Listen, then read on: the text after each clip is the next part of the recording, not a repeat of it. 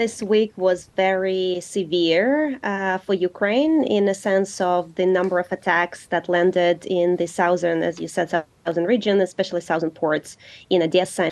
There are several reasons for it. So as Russia says, it's a revenge, of course, for the, Crimean Bridge. They accuse Ukraine side for the attacks on the Crimean Bridge. And the second reason is that, Russia pulled out of the grain deal recently, and they want to create as much pressure as they can on the West. And because they want their deal in this deal, right? And they just want their way, basically. Looking at the bigger picture, what are the consequences of this, the pulling out of the grain deal and now the attacks on the ports? What's the bigger picture? Yeah, so we saw Russia pulling out of this deal last year as well, so it's not something new. At that time, a call to Turkish president changed Putin's mind, and he returned back to the deal. So I still actually have hopes that, Russia potentially can return back to the deal and, guarantee the safe exports, the safe sea access and sea routes for export of the grains out of Ukraine.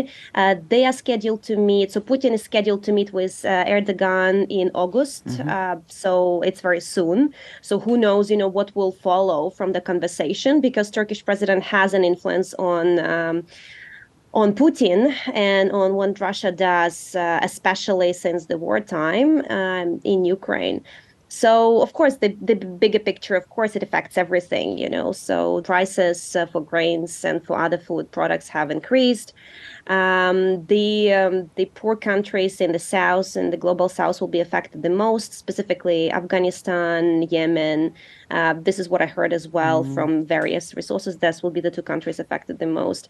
But of course, all low-income countries will struggle with access to foods and necessities. But I really have hopes that Russia, will go back to that and guarantee their way and this deal, because that's beyond the war. Like that should be, that's a food chain, right? Like that's, we can't use it as a tool in war, as Russia is doing. Yeah, like, I mean, it's the trouble is, Olga, is that meeting with Erdogan is still a month away. The Americans are concerned that Russia may strike any ships, any vessels going in and about their work in the Black Sea.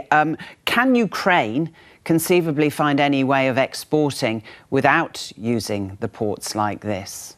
Yes, they're already exploring the ways in Romania and to use Dunai River as its source to exit for the ships to the west. So Zelensky as well said in his talks that Russia, and no one has a right to say who is getting the food, who is not. So they're going to find the way out of this, and I think there are ways to do it through Romania and through other countries which give the direct link to the west.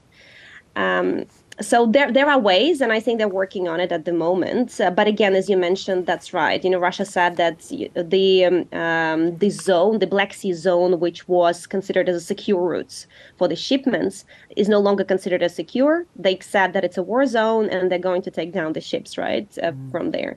And as we saw, there was no ship that left Ukrainian port since the break of the deal. So we don't know, will Russia enact on this or no, because we haven't seen any ships left the ports yet.